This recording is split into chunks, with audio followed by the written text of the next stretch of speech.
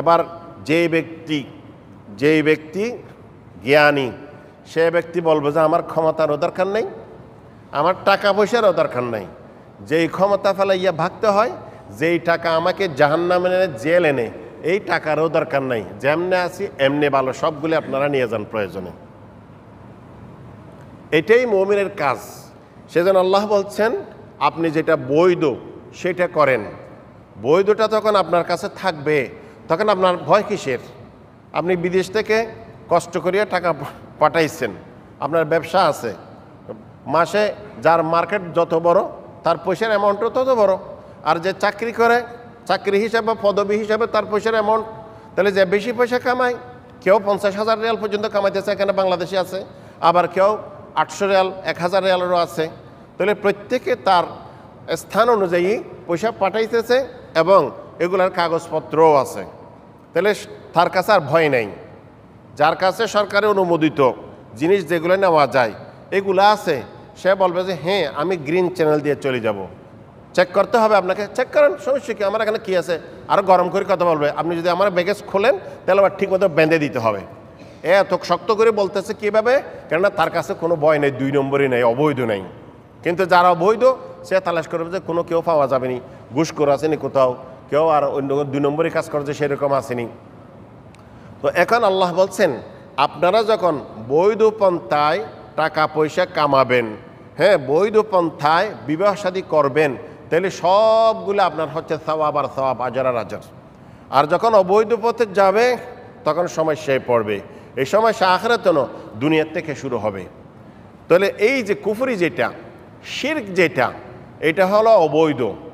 যেটা কত বড় অবৈধ, মানে আমার দেশে যেটা বলে নিমক হারামি। নিমক হারামি কেমনে? আমি আপনাকে বড় করলাম, আপনি কিভাবে আমার বিরুদ্ধে করতেছেন? তা আমি আপনার বিরুদ্ধে করতেছি, সেটা তো বৈধটার বিরুদ্ধে করতেছি না, অবৈধটার বিরুদ্ধে করতেছি। বড় বড় বুজুর্গ যেগুলো বলে আমরা আল্লাহওয়ালা, সবচেয়ে বড় বুজুর্গ যেগুলো আগে চলে গেছেন, আমরা মনে করতেছি এরা অনেক বড় আল্লাহওয়ালা। 2 আল্লাহওয়ালার কথার ব্যাপারে বলছে, হাদিসের ব্যাপারে একজন বলছে আমার বাবার থেকে তোমরা হাদিস নিবে না। ইয়াহিয়া ইবনে মুঈন নামে একজন বড় নাকাদুল হাদিস বলে, এগুলা যারা হাদিসের রাবিদের ব্যাপারে লেখালেখি করেছেন, উনি নিজে বলতেছেন তোমরা আমার বাবার থেকে হাদিস নিবে না, কেননা আমার বাবা হাদিসের ব্যাপারে দুর্বল। আরেকজন বড় আলেম বলছে তোমরা আমার ছেলের থেকে নিবে না, কেননা আমার ছেলে মিথ্যা কথা বলে। অথচ তার ছেলে, সে বড় আলেম হিসেবে বলতে পারতো আমার ছেলে আমার থেকে শিখছে, তো সমস্যা কি, তোমরা নাও। কিন্তু তাকে যখন দেখছে সে মিথ্যা বলছে, তখন বলছে কি আমার ছেলের থেকে তোমরা হাদিস নিবে না। আর উনি যখন ওনার বাবাকে দেখছে, এটা ওনার বাবার অবাধ্য নয়, এটা উম্মতকে হেফাজত করার জন্য, রসুলের হাদিসকে হেফাজত করার জন্য উনি বলছেন আমার বাবা হাদিসের ব্যাপারে দুর্বল।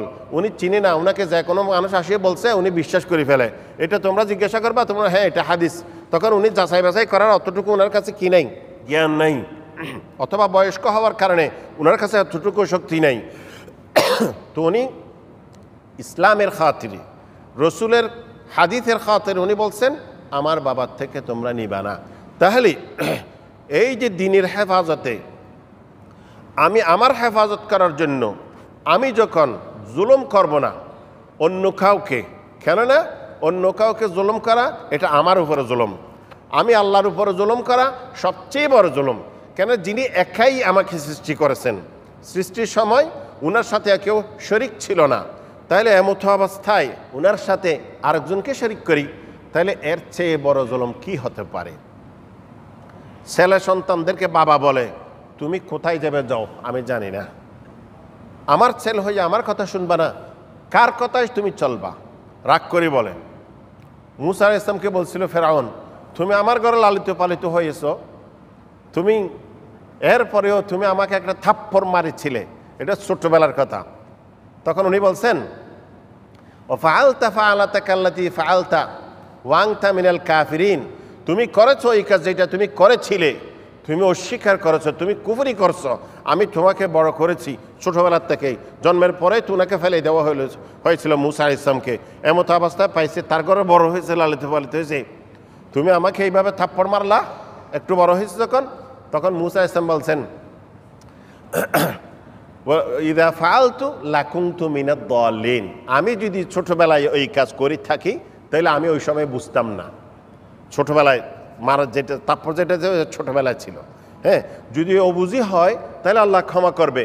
কিন্তু এই ফেরাউন একটা রাষ্ট্র চালাইছে জন্য শুধু সে নিজেকে আনা রাব্বুকুমুল আলা বলছে যে তোমাদের মধ্যে সবচেয়ে বড় রব হলাম আমি। এখন সে পর্যন্ত এইটা মানতে রাজি নাই। ছোট ছেলেটা ছোট ছিল, এই অবস্থায় তাকে থাপ্পড় মারছে, তারপরে তার দোষ ধরে বসে থাকছে। তাহলে এখন আমরা বড় হওয়ার পরে যে এটা দোষ ধরার সময়, এখন এইটাকে ছোট বাচ্চা করলে বলে এমনিও ছেড়ে দিয়ে ছোটো বাচ্চা করছে, কী হয়েছে, ছোটো বাচ্চার জন্য কি কিছু আছে, হ্যাঁ, সেই হিসাবে ছেড়ে দিতে হয়। কিন্তু এরপরেও ফেরাউনের মতন জালেম দড়ি বসে থাকছে, আল্লাহ তো ছাড়ে নাই। কিন্তু সে খেয়াল করে নাই আমি যে বলতেছি আমার অর্ডারে এই যে নীল নদী চলতেছে, এটা কি তার অর্ডারে চলে নাকি অন্য কারোর অর্ডার চলে, সে তো জানে, কিন্তু তারপরেও অস্বীকার করছে তাকাব্বুরি করিয়া, হাসদ করিয়া। এইটার নাম হচ্ছে জুলম। জুলম, সবচেয়ে বড় জুলম হচ্ছে কুফরি অথবা শিরক, আল্লাহর সাথে শিরিক করা। কুফরি করলো তো সে অস্বীকার করলো, কিন্তু শিরিক করিয়ে সে আল্লাহকে মানে, আবার আল্লাহর সাথে অন্য কাউকে শিরিক করে। এইটাই দুটোটাই সেম সমান, দুটোটাই এক বরাবর, কিন্তু মাফের মধ্যে কাউকে কোনো মাপ দেওয়া হবে না। তো আল্লাহ বলছেন যে ব্যক্তি ইচ্ছা মুমিন হও, যে ব্যক্তির ইচ্ছা কাফের হও, কিন্তু যদি মুমিন হও তার ব্যাপারে বলতেছে ইন্নাল্লাযীনা আমানু ওয়া আমিলুস সালিহাতি ইন্না লা নুযীউ আজরা মান আহসানা আমালা। যে ব্যক্তি ঈমান এনেছেন, ইন্নাল্লাযীনা অবশ্যই, ইন্না মানে অবশ্যই, আল্লাযীনা মানে যারা, আমানু ঈমান এনেছেন, ইন্নাল্লাযীনা আমানু ওয়া আমিলুস সালিহাত এবং ভালো কাজ করেছেন, ইন্না লা নুযীউ আমি অবশ্যই অবশ্যই ধ্বংস করব না, আজরা মান আহসানা আমালা যারা ভালো কাজ করেছেন, যারা ঈমান এনেছেন, যারা ভালো কাজ করেছেন, তাদের কাজের পরিবর্তে আমি পরিপূর্ণভাবে তাদেরকে দিব। আর যারা কুফরি করবে তাদের এমন আগুন দিয়ে শাস্তি দিব, যেই আগুনের একমাত্র উদাহরণ সাধারণভাবে দিয়েছে, পানি পান করার জন্য মুখের কাছে আনতে আনতে মুখের চামড়া জ্বলিয়ে ছাই হয়ে যাবে। তাহলে পানিটার কি অবস্থা হবে? পানির ভাব যদি এরকম গরম হয়, তাহলে পানিটার গরম কতটুকু হবে? এর চেয়ে আরও অবশ্যই বেশি হবে। তাহলে তাদের জন্য আপনি বলবেন আমার ইচ্ছে, সমস্যা কি, আমি স্বাধীন না। কিসের স্বাধীন? কেউ স্বাধীন নেই। স্বাধীন বলতে কেউ স্বাধীন নেই। আর এক ধরনের স্বাধীন আছে, এটা সবাই স্বাধীন। স্বাধীন মানে আমি আমার কাজটা আমার করার জন্য আল্লাহ রাব্বুল আলামিন আমাকে অধিকার দিয়েছেন, তবে যাচাই বাছাই করে আমি স্বাধীন আমার কাজটা করার মধ্যে, যে এখন খানা খাবো নাকি খাবো না, এটা হালাল এটা হারাম, এখানে স্বাধীনতা দেয় নাই। কিন্তু এখানে আল্লাহ বলছেন হারাম যেটা, অবৈধ যেটা, সেটা খাবে না, যেটা হালাল বৈধ সেটা খাবে। শিরিক আর কুফরির ব্যাপার আসলে শিরিক করতে পারবে না। কেন? শিরিক করলে শাস্তি।